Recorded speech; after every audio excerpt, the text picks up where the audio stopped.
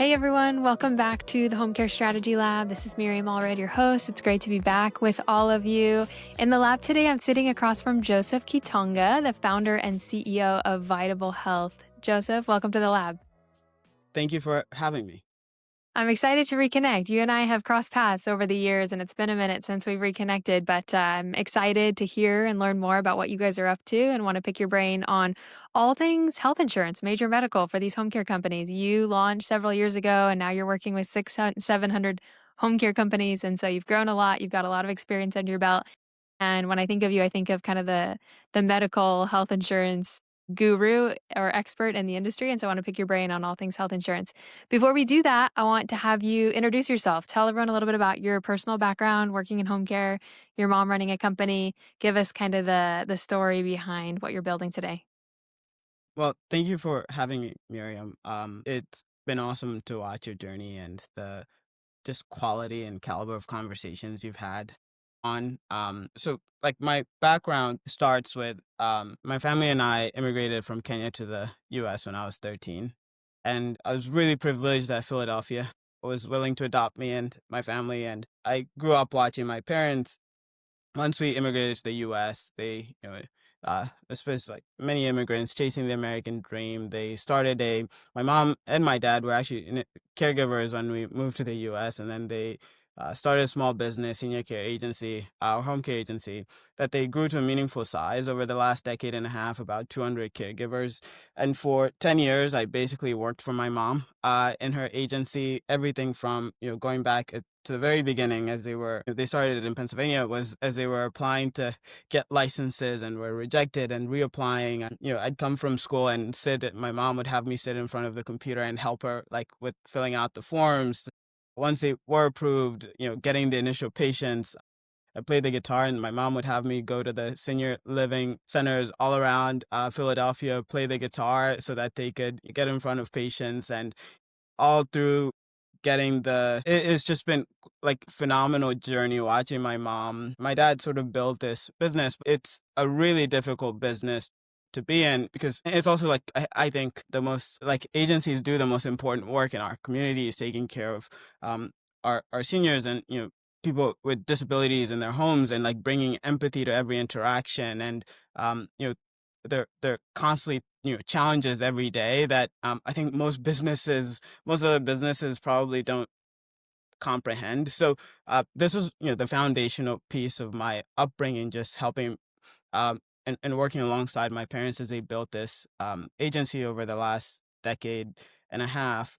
But before that, I studied after high school, I studied computer engineering at Penn State, and then interned for 3 summers at Microsoft working on Xbox. And I think it just being at Microsoft in Seattle emphasized this disparity of care and access, that I'd go to in the summers and I'd have perfect healthcare, no deductibles, on-site clinic, no co-pays. It's just I show up and everything is taken care of. And I'd go home in the summers at the end of the summer and help my parents out for a bit. And their caregivers would come when they were sick and say, I'm feeling really sick and I don't even have $100 to go pay for copay. For the few that did have coverage, and for those that didn't have coverage, they were stuck overutilizing the emergency room, where 70% of visits are unnecessary, costing an average of $1,300 per visit, which is a lot of money for anyone, but it's especially taxing for the everyday worker, given that most Americans don't have $400 saved up for a medical emergency. It makes upward mobility more difficult and just perpetuates a cycle of debt. But more importantly, at least to me, as I came to learn, it also leads to worse health outcomes. And the stat that sort of blew my mind is that in Philadelphia, two zip codes just 5 miles apart, the average life expectancy difference is 20. And it's not rocket science why that's the case. There's a few variables that contribute to it. But the one that I felt was like absolutely within our control was that there's just a lack of access to high quality preventive care. And so I was wrestling with this. We know what great care looks like. It's access that's the problem. And technology is uniquely suited to solving access problems. But I just felt like no one was focused on helping employers like my mom. At my mom's business, you'd have ADP and HR payroll reps and workers comp like knocking down the door every day. Was there ever I actually can't remember one health insurance rep like coming in. It's like this for most agencies. They are likely familiar with the Blue Crosses and Uniteds of the world offer, they automatically disqualify the home care agencies because they can't meet the enrollment requirements. And it's like this huge problem, but it's just no one was focused on it. I just felt like this is really backwards because it's something that is absolutely within our control. And so anyway, like I dropped out my last year of school to focus on building Vitable full time. And the core of what we're building is just how can we help employers like my mom offer affordable, high quality health plans and benefits to their caregivers in a way that enables them to attract and retain talent, to be compliant with ACA, the Affordable Care Act, and also like to help them grow and save money on unnecessary sort of spend that oftentimes creeps in. And today we serve about you know I think close to 700 agencies with over 130,000 employees. And so um but the I actually think, although that we're probably the largest home care focused health plan in the country, but we're so early, and it wasn't until it wasn't until recently that we started sharing like our message more broadly, because I think there's such a need for affordable healthcare, but oftentimes the options that are available for employers like my mom were awful, and they just perpetuate the problem that that continues to exist. And like we are singularly focused on helping caregivers and their employers get access to high quality care. And like our belief is that, and as we go on, I can share a bit more about how we do it, but like our belief is that if you make healthcare affordable, and all of our plans include primary care, like through doctors that actually work for our medical group for free. Our belief is that if you reduce the barrier for getting access to care, like no copays, no deductibles, no complicated terms, you just turn on your app and have a visit same day instead of waiting like 3 weeks, taking off of work, a shift that you probably can't afford. Our belief is that over time you actually get to increase the average life expectancy of the patients and members by probably 5 to 10 years. Just like it's not rocket science, it's really simple things, but it requires a level of being unrelenting to just and empathy to understand the unique needs and challenges that caregivers and their employers have. And that's been probably our biggest advantage and our reason for existing as a company. Okay, great introduction. And I've already got loads of questions based on what you just shared. But I love actually the contrast. I didn't know your Microsoft background, but I love that you were working, high end, top 100 companies, and they have like this premium healthcare experience. And then in the summer, you'd go back to Philadelphia, be back at your mom's agency, and see like the stark contrast of the reality of healthcare and the lack thereof offered to these caregivers. Like I love that contrast, and you coming back to the home care world and thinking like, wow, this has got to change. Like it really is backwards. Okay, lots of questions though to just like get right into this. You have worked with so many home care companies at this point in time. I want you to think through the lens of these operators. What are the most common misunderstandings when it comes to offering health insurance? Again, I think people don't know what they don't know. When they hit that 50 employee mark, as they continue to scale, like when you talk to these home care companies, what are the things that they don't understand or are just flat out wrong about? I think one, and this was true of my mom. Like I think that there's a misconception. I guess I'll like use two examples. Like one, like when employers or agencies like reach 50 full time equivalent employees, they do have to offer ACA compliant plans or get fined by the IRS. Oftentimes, we'll speak to an agency that is that has close to 100 and is yet to offer a plan. And there's a bit of a, well, I probably will not get fined, and it's I'm willing to take the risk. And they later get the they later get audited and fined by the IRS, and like reach back out to us. And I think the um it's just such a distraction, and it's so costly. It's called the sledgehammer fine for a reason.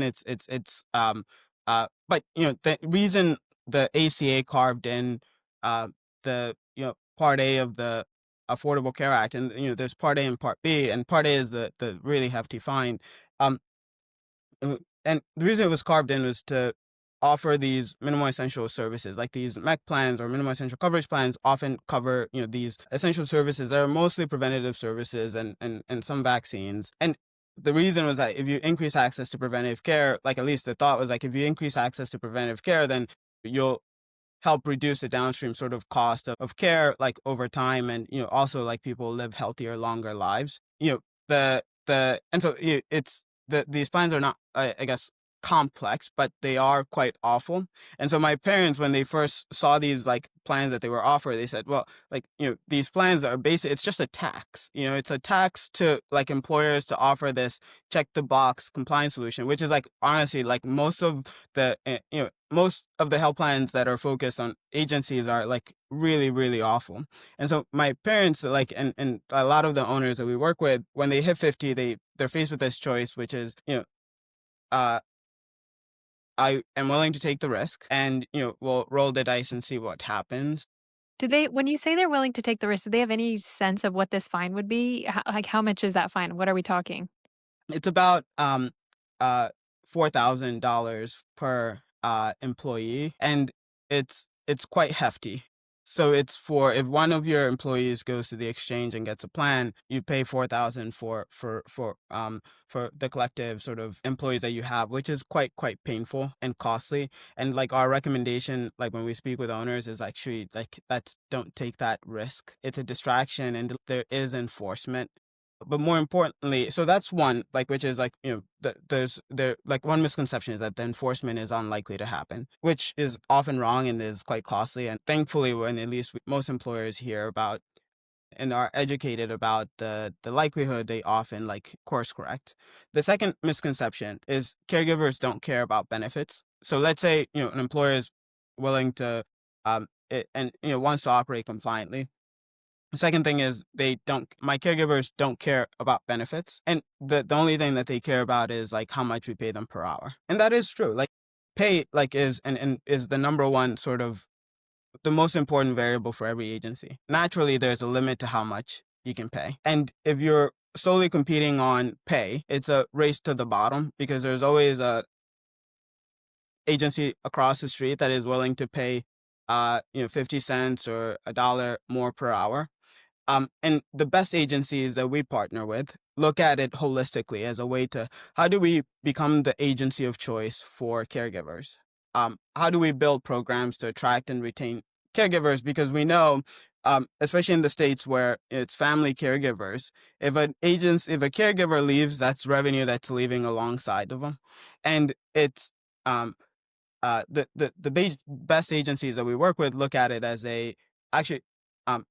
We want to go above and beyond within like limits naturally, like, but to make sure that our caregivers understand that we absolutely care about them and to build things that they can't get anywhere else.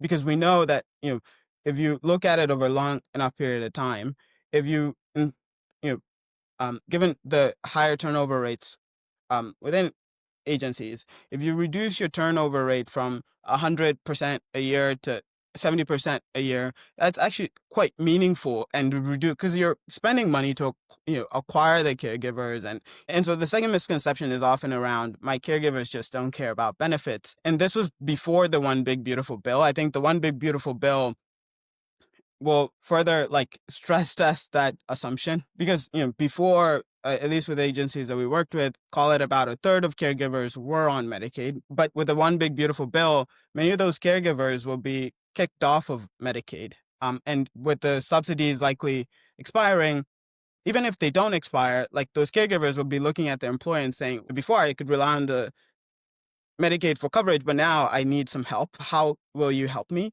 And we're already seeing this with our members that have friends that are on Medicaid and reaching out, can you cover? I always hesitate to be hyperbolic, but so I won't say that it's like a ticking time bomb, but it is quite an important consideration just given how many caregivers are relying on Medicaid for coverage. And now many of them will be looking at their employers for help. And our hypothesis is that caregivers will go to the employer that will provide them the best coverage. Those employers that will be proactive about that will have the greatest impact in both retaining caregivers, but also in being competitive in their local market to attract the very best caregivers. That, like, our belief at least is that there's nothing more important than healthcare, and every single one of us utilizes some sort of care, both, acute, for acute needs, but also for, sort of like maintenance and everyday needs.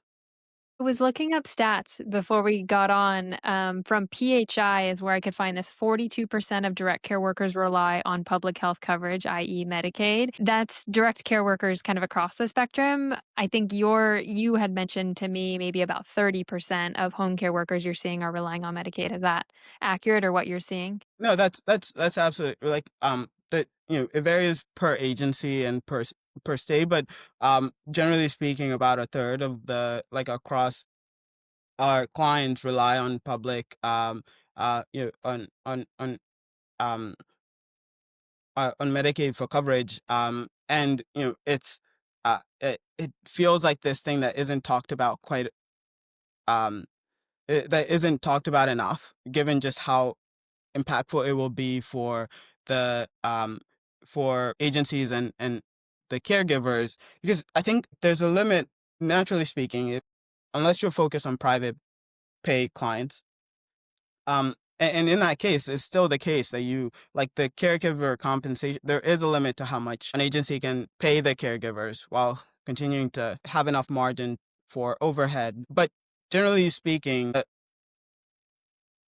caregiver compensation has somehow been, like, in our view, has been subsidized by Medicaid offices, because if the caregivers needed to pay for coverage, it just would, the for especially for the quality of coverage that Medicaid often provides, the existing system, like, at least wouldn't be like feasible, because all of those caregivers will be relying on the employers for coverage, and the typical cost of family coverage is, I think, over um $25,000 per year, which is, like, that's not possible with home care agency.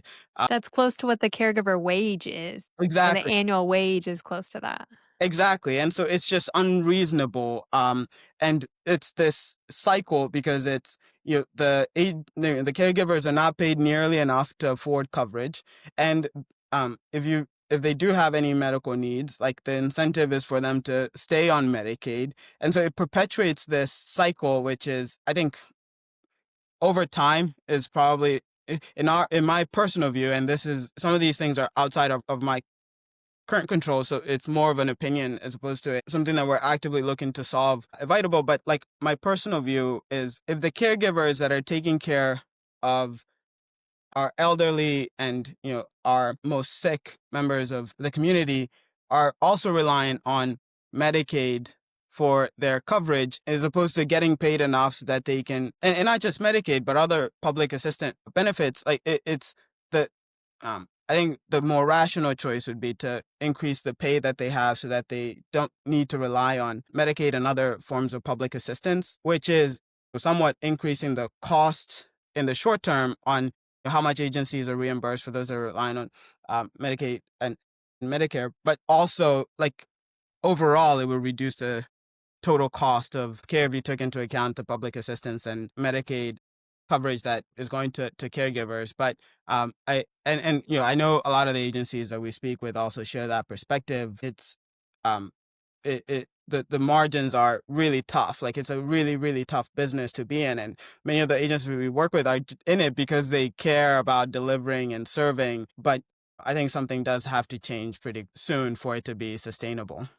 Yeah, a couple of thoughts on that. The way that I've heard it explained as well is like this benefits cliff, and we don't talk enough about this in home care. This like perpetual cycle that you're talking about, where the caregivers aren't making enough, so they can't afford their own health insurance. So then they're also taking advantage of the public, not taking advantage, but utilizing the public health coverage systems.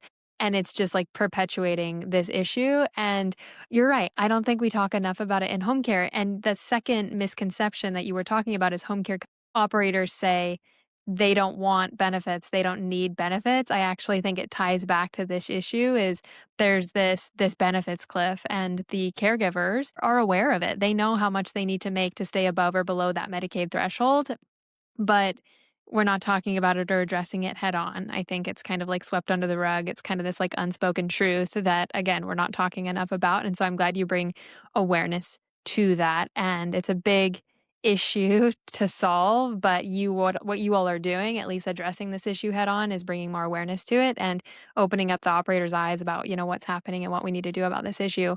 Let's get into the weeds of the different options. You've already referenced MEC plans.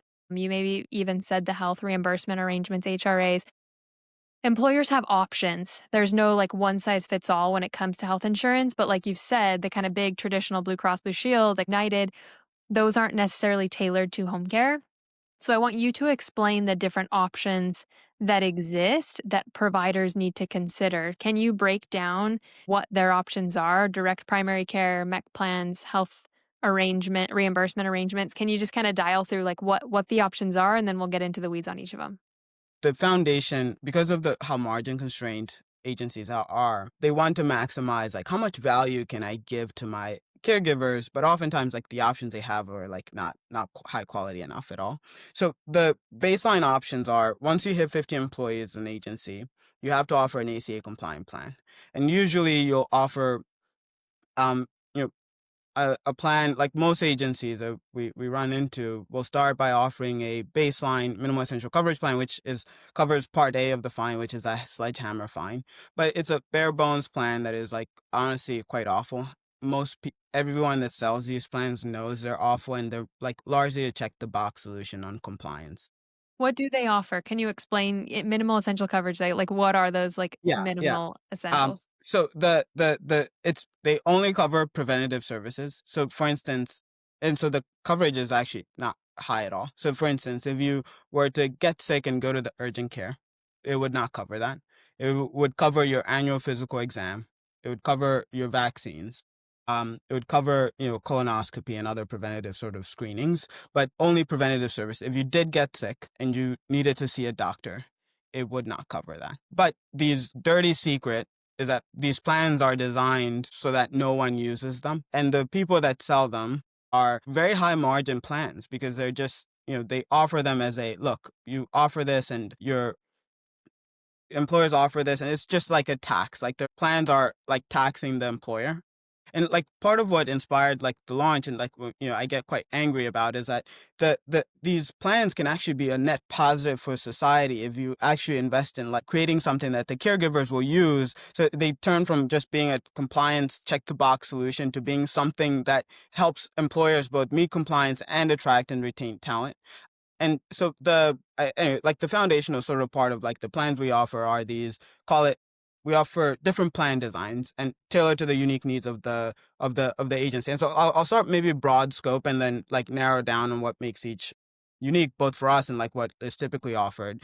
So the suite of plans that we offer at Vitable are, call it, broken into three options. One are our level funded plans, which include the minimum essential coverage plan, and we also have a minimum value plan that meets Part A and Part B compliance. And then we also offer our health reimbursement arrangements. So that could be QSERA for qualified small employer, health reimbursement arrangements for employers with under 50 employees. They can offer this plan, and if employees still need to utilize and get subsidies from the exchange, it wouldn't affect that.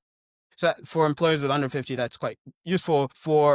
There's this, which has actually been our fastest growing product, what we call our individual contribution health reimbursement arrangement, or ICRA. It's employees under 50, over 50 employees, or under 50, but we typically see it utilized by employees over 50, and usually hundreds of employees. They'll have office staff, maybe 10, 20, 30 office staff that they want to like, and they're generally higher income than the caregivers, and they want to offer them like a high quality um health plans. But again, like the United's, Blue Cross wouldn't underwrite because of it's only like 10-20% of the employee population. So those tend to do really well, where like my mom actually offers for the office staff, they use the ICRA. They offer our level funded minimal minimum value plan to the the caregivers. And then the last option of plans that we offer, which is what we call our direct primary care plan. It's included in all of the plans that we offer, and this is actually what helps employers attract and retain talent. The way to think of it is a simple membership, quite affordable, that covers about 70% of the healthcare needs someone would have. So whenever someone gets sick, they could open our app, or call us, and they'll speak via chat, a video, or phone with one of our providers, like same day visits, instead of waiting 3 weeks to get an appointment. And the provider will either see them virtually, or in specific markets like Philadelphia, one of our providers will actually come and do a concierge in-home visit or a work site pop-up visit. And it's quite powerful because caregivers can't afford to take off time from work, and it's either you meet them off hours or you come directly to them, but it's reducing the barrier. So, and there are no copays in this plan. It doesn't hit their deductible. It's just quite simple. And because of the way we've designed the plan, not only the unlimited sort of virtual visits, we also include 1,000+ medications for free, 40+ of the most common lab tests for free. And we've built a first party cash pay network. So, for things, specialist visits like imaging, etc., we've built a cash pay network and negotiated favorable rates that are like, even if you are insured, it's like probably more affordable for you to pay cash pay versus dip into your deductible or pay the copay on your plan. But it's in essence designed to make it simple for the everyday worker to get access to the preventative and also care visits that they would need, and to have them avoid going to the ER, which is just really expensive. But we pair that direct primary care plan in every one of the either the level funded plan options that we offer or the ICRA, because and that's what most people use. And so, like, when you speak to our members, our average NPS is 92 compared to the typical health insurance NPS of like 9. I was gonna say a lot lower Yeah. than that. Yeah. And if you ask for what the typical NPS for home care focused benefits like MEC plans, it's like negative. It's like everyone knows they're awful plans. And our belief, and like, when we go to an employer that has any one of these things in place, we win 95% of deals, because it's um employers want to offer great benefits. It's just the cost that's the problem. And they previously weren't any options. And so when you Yeah, they're look at, trying to fit into yeah, these very generic plans that just don't make sense for home care. I wanna ask exactly. one specific nuanced question that's Yeah. relevant to all of these plans before we get into them another layer deeper. Is part-time employees versus full-time employees, like, that's a hang up with offering major medical is in home care, there's a lot of part-time employees, but there's also full-time employees and also full-time caregivers. When I say full-time, I don't just mean the office staff, I also mean full-time caregivers. So address that nuance head on, part-time versus full-time, and how insurance providers address that nuance. The ACA looks at full-time equivalent employees. And that's, looking at, uh, looking at over the preceding months, how many of the employees have worked on average 40+ hours per week. The, um, uh, um, like, what we often see is the employers that we work with. I'll use my parents as an example. They have 250 total, like, call it employees on their that they work with, but only about 200 are full-time equivalent. And so they offer benefits to the like the minimum essential coverage and like the minimum value plan are typically tailored for the full-time equivalent employees. And that's what the IRS looks like as a audit and fine agencies. But the part-timers, natural, like, usually employers want to offer something, and that's where, but they don't have to. That's where the usually, like, what we see is they'll offer the direct primary care plan. But in terms of a compliance, it's usually tied to the full-time equivalent, which is largely the number of hours worked over like a specific look time period. And like, that calculation is honestly one of the things that we help our clients with, because it's a nuanced one. And the we've seen some owners, uh, try to somewhat game the the game that nuance unsuccessfully, but it's usually just full-time equivalent. Like, even if they are hourly employees, it's the number of hours they've worked on average over the last uh So you don't actually combine part-time employees. So say you have 30 part-time employees, that's not like 20 full-time equivalents? That's not how it works? I don't believe so, no. It's largely the number of hours. that each caregiver works. Per employee, okay, and that's where that calculation comes into play, like, it's a little bit confusing because in my mind, it's like, "Oh, yeah, do you combine the part-time hours and then that equates to a full-time equivalent?" Or no, it's just full-time equivalent based off those actual hours worked per employee? Okay. Yeah, that was just one of the nuances that I wanna cover. I kinda wanna do this case study style, like, there's probably 3 different home care companies that are listening to this, those that are below 50 employees, those that are probably between 50 and, like, 250, which we already kind of addressed, and then, like, 250 plus. Can we talk about, like, each one? I think this would be the best use of our time is actually to, like, focus in on each size and what you recommend they do and look for at each size, because, again, I think those 3 people are listening to this and they're like, "Okay, what exactly should I be considering?" Not even just from the Vitable lens, but, like, what are the things they should be thinking about, considering, and then potentially offering at that size? Let's start with a small group. So, a company that's below 50 caregivers, they probably have 3 or 4 people in the office, and they probably have less than 50 caregivers, and they probably have a mix of full-time and part-time caregivers. What should they be considering, and what should they put in place below 50 employees? Yeah, as you're getting started, you are competing against the Goliaths in whatever market you're playing with, and you could choose to pay more, but that's a losing game, in my opinion. And you should compete on experience for caregivers and just being the most caring and like the place where you're just unreasonably kind and just you go above and beyond both for the clients and for the caregivers because and for your office staff, like at this point you're scrappy, you're doing everything and you're just fighting to survive.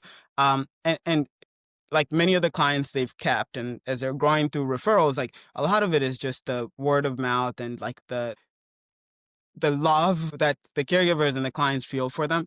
And that, like in terms of how to think of it, it's largely like within the constraints of budget that you have, how can you show that you absolutely care? One of the things that we've seen small agencies that we work with continue to do, and like this isn't necessarily by size, but it's can you bring turkeys over to the like caregivers? Can you host an annual like celebration for your caregivers?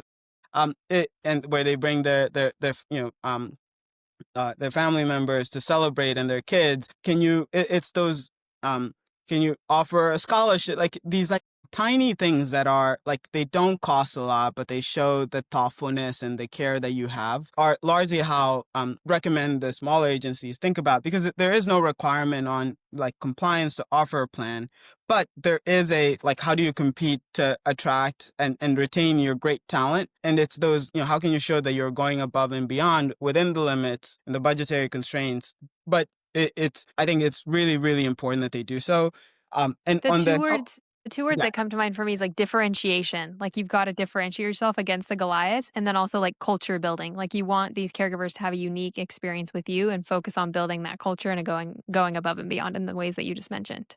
exactly. And on the culture building, uh um and like you see this like in home care and even outside of home care, where the companies that have access to the same talent pool just deliver a different experience that you like absolutely love and is like, wow, that was like refreshing. And it is like the culture that they build. In my opinion, it starts with how do you treat the caregivers? Do the caregivers feel like you care and love them and that you're thoughtful and want the best for them? Because then they can translate that to how they care for your patients and clients. And but if you're not thoughtful and caring with how you treat your caregivers, like it's very unlikely that they will be thoughtful and caring, but you have largely access to the same talent pool.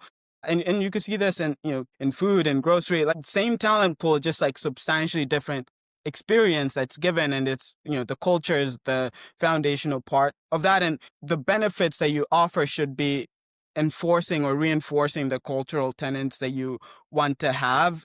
But I think it starts with whatever experience you want to give to your clients, like starts with how you treat your caregivers, and like the benefits reinforce those tenants. And in terms of like health benefits, I think typically what we've seen is like the options are, you offer some low cost virtual care options or medication discount or prescription discount options that are low cost for the employer, but that like quite valuable for the employee. Or you offer a QSERA, option for the employer, and you choose the budget that you can afford. And so if you can only afford $100 or $50 per employee, and that's also okay, but you choose the budget that was within your constraints, and it doesn't impact the employee's ability to go take advantage um, of the subsidies on the exchange. But for those that don't meet the subsidy threshold, or if the subsidies go away, the employees get to use that additional 50 or $100, or 250 for the most generous ones, to on a healthcare services that help them stay at work, or instead of rushing and going to the ER. But it's largely within the budgets, and it is a competitive advantage. We have one Visiting Angels franchise in Florida that did that, and they mentioned the way we win is by just like the culture that we build, and it is absolutely true. The way to for David to win is by being ever present, and like having a reputation for being the best at delivering the service and caring. It's just something that is quite powerful. A couple of stats on this. I was looking at Activated Insights benchmarking report about who offers benefits, major medical specifically at what size, and so just wanted to share a couple of these. So major medical companies between 0 and 800,000, 10% of companies are offering major medical. Companies from 800,000 to 1.6 million, 12% are offering major medical. And then where we see the first big jump is 1.6 million to 2.8 million, 28% of those companies are offering major medical. So just to kind of confirm what you're saying, below 50 employees, you're not required to offer major medical, but it can be an advantage. It can be a differentiator. I think the thing that's resonating with what you're saying is you've gotta ask, you've gotta know your employees. What's high priority to them? What's important to them? If you've got a lot of prospects coming to you that are seeking out major medical because there are other home care companies not offering it, like, that's when you start to ask these questions and start to research options that make sense for you because, again, it's not required, but it doesn't mean you shouldn't do it, and it really just depends on what your employees value and what they need and what you're hearing from them, which is also back to that, like, culture-based concept, which is just really knowing your employees well enough to know what they value, to know what they prioritize, and if major medical's up there, you've gotta find something to offer them.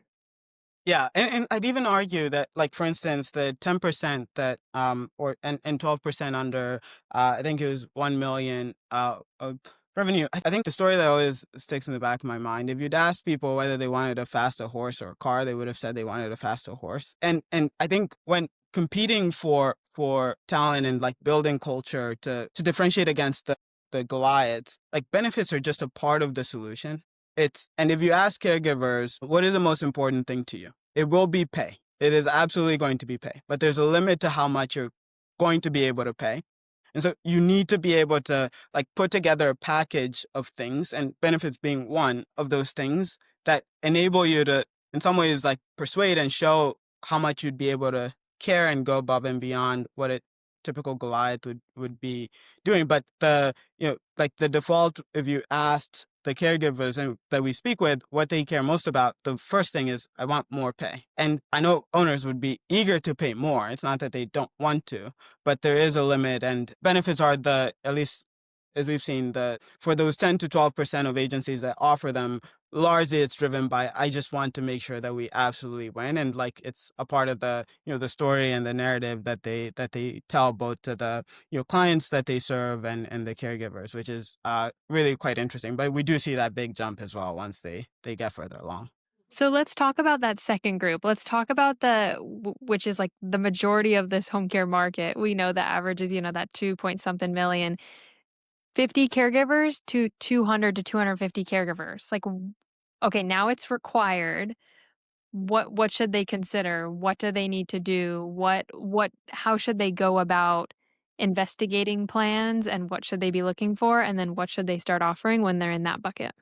I think the most important thing is, you should, like, if you're not compliant and you're over that 50 FTE mark, you should be. As I see it, there's no reasonable reason not to be, because the fines could be quite hefty and costly, especially on the part of the ACA fine. So the first thing would be, if you're not compliant and you are close to that 50 FT mark, or you just crossed it, you should look to put in place a minimum essential coverage plan, so that you you avoid part A of the fine. Now, how to select a good minimum essential coverage plan? I think the first thing is, what's the admin burden that they put on you? It should be simple to understand. You should the hours and like so that connection between your source of truth on HR payroll is like seamless. And then I think the once you meet those bare bones requirements, I think the question then is, what is the experience for the employees? And usually most will say, like no one will actually use it. That's like the dirty secret, and it's like largely uh, a check the box solution. But I'd argue that for the same amount of money that you're spending, if you could get something that would also help you attract and retain talent, why would you not do it? If you could offer something that your employees would actually that would help your employees live healthier lives, save them money instead of going to the ER, why would you not do it? And I think you're investing this money, you might as well get something like that is our view anyway. There's a bunch of options available, but I just ask your whoever you're working with to make sure that they are one like which is like the first like most important thing. Just simplify compliance so that you're not constantly having to do a bunch of manual work, and that you understand and you feel like they're trustworthy and care about the small details. But two, also like maximize the value that you're getting for that dollar. What is the experience for the employees? Because ultimately, your employees will be using and enrolling in these plans. You have to offer them to your employees. And some of your employees will enroll in these plans thinking that they cover everything under the sun, because sometimes those options are not as transparent. And then they go to the ER and find out that no, it does not cover anything, but now they have a $100,000 bill. Um, and it's an awful, awful experience. And oftentimes they'll call you, the owner, and ask like, "Hey, can you do?" Not only does it's an awful experience for the employee, but also for you, the owner. Now you have these like support tickets and like employee concerns and a potential churn. And so the quality of the vendor and also the quality of the coverage that you're getting is really, really important. And looking to see what options they have to support employees with out of network coverage or cash pay options and zero deductible and virtual care options. And the quality of those is really, really important, because 3 months down the road, caregivers will call you really, really angry. One, you potentially lose revenue, but two, on the employee perspective, it's an awful, awful experience. But also to the business, you will be spending support and the front office time, pinging back between them and the agency. So that's like the bare bones, like compliance for part A. Part B of the fine uh is you only pay the fine for that individual employee that goes to the exchange. And these plans are typically more costly. So once you get to the call it 200 mark, usually that's when it makes sense. In most agencies that we work with, start to consider two things. One, offering an option like a high quality major medical option for their office staff, because now the owner is no longer doing everything. They've added support layers to help with the administrative costs. And what I typically recommend is go find like ICRA is an amazing fit for those front office staff, because the decision point for the owner is just setting a budget, and then the employee can go and choose the plan that they want. And the plans are name brand plans available in the exchange. Um, and oftentimes, if you offer a small group plan, like the rates that they would get are awful if they can get anything at all. But they could also consider a level funded major medical option. But again, the rates will be quite costly. And we offer those options as well. But what we've been recommending to agencies is largely, you will save a whole lot more money by offering individual contribution health reimbursement arrangements to those office staff if you meet the classing requirements, which is having about 10 people in office. Those are but like that transition from 50 to two, that's where we see a lot of agencies struggle, because you kind of need to have different for each of the different classes of employees, from your part-timers to your full-time equivalent hourly folks and caregivers, and then to the full-time staff. And finding one vendor for all is quite challenging, but I think also really important, because you really want to partner on compliance that makes your life easier, and also on helping use the budget that you're already spending to attract and retain talent, that it's and taking on the support load, so you're not answering questions about networks and the long tail of things that dealing with the American healthcare system usually entails. And I think you just did a really good job of breaking that down. The 50 to 250, like this is the sticking point, and this is why a lot of people maybe take the chance and risk the sledgehammer is because it gets complicated because from 50 to 250, like you just said, you have to break it down. You have to break it down by part-time, full-time, and office staff, and that puts an administrative burden on these home care companies. But like you said, finding a vendor that offers all of these that's tailored to home care is really the key so that they can take advantage of the right fit plan for the right fit stage of a home care company. Let's go to the next size because, again, there are some enterprise companies listening to this podcast, and I want to address them. At that point, they've got the resources and likely the cash flow to be able to offer, really flushed out health insurance plans. Is that what you're seeing? You have clients upwards of, I don't Yeah. know, 5, 10,000 caregivers. Yeah. What are you seeing at like kind of the enterprise level that's working well or where there's maybe room for improvement of these larger companies as well?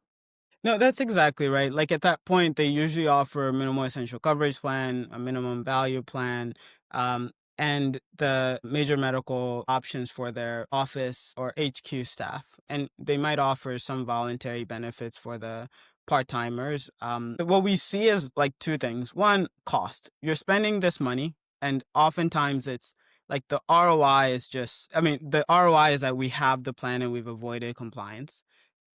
When we partner with the larger employers to look at the makeup of the different options they have, either by implementing ICRAs or layering in and swapping out the minimal essential coverage plans that they have in place, usually they can save upwards of 30% or more. And because of our direct primary care plan, they can increase the quality of benefits that they offer to their caregivers. But I think the most important thing, whether it's like through Vitable or through another vendor, I think the most important thing is you're spending this money and your margins are so constrained.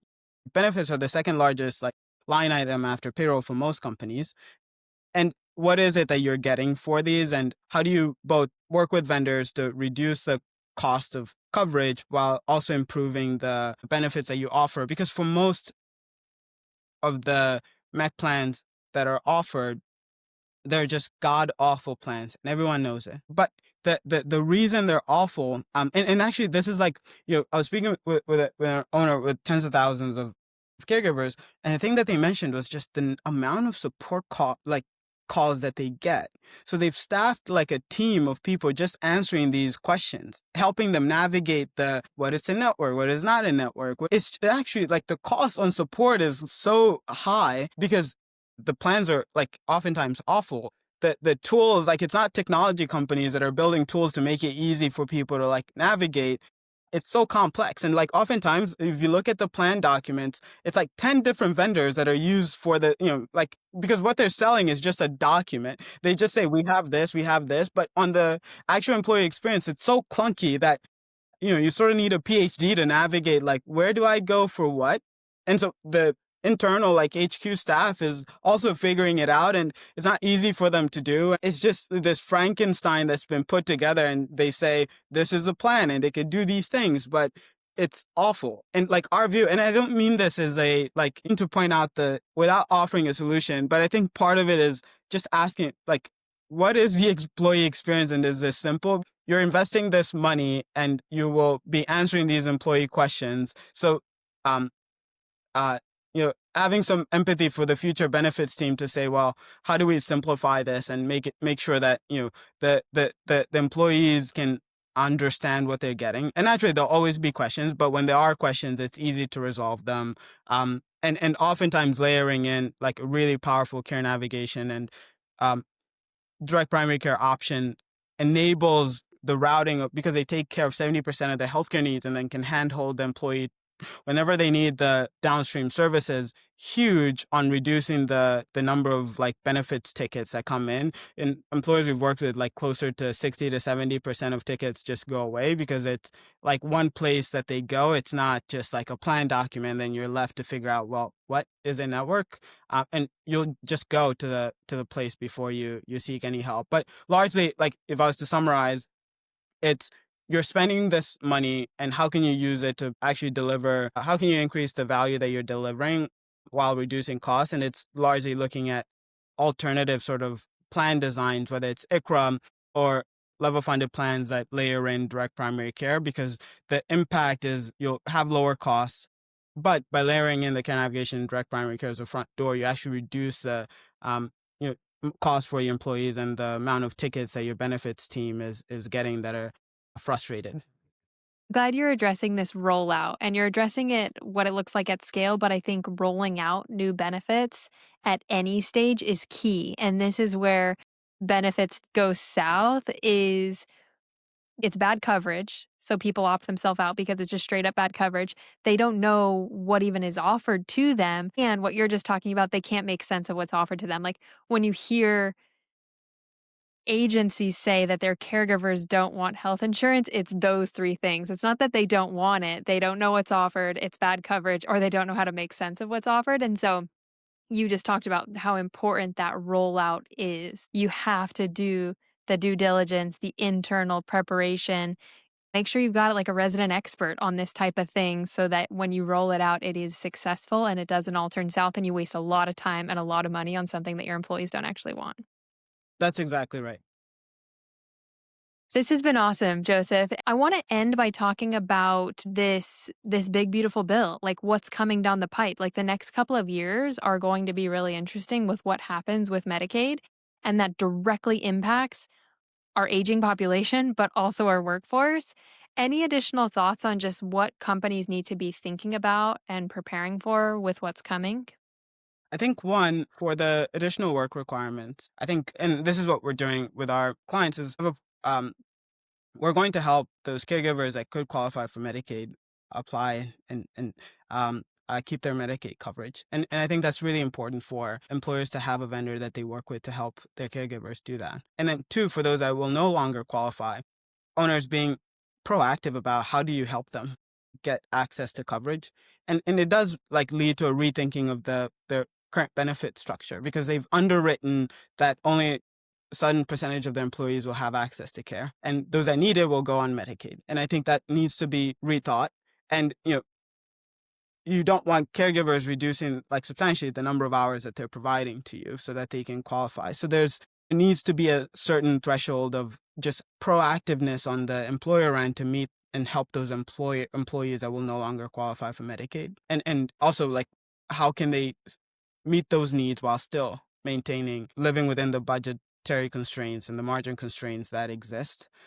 But I think that like less about what is done, how it's done is like I think the agencies that lead with empathy and care will win because in times of stress, especially like in uncertainty, it's the agencies that are going I think it's going to, my sense is the agencies that are proactive and like going to be a resource for their caregivers on these changes will ultimately win more people over, and where caregivers go, so does revenue and the clients. So I think that those are the sort of two and a half things that I'd recommend.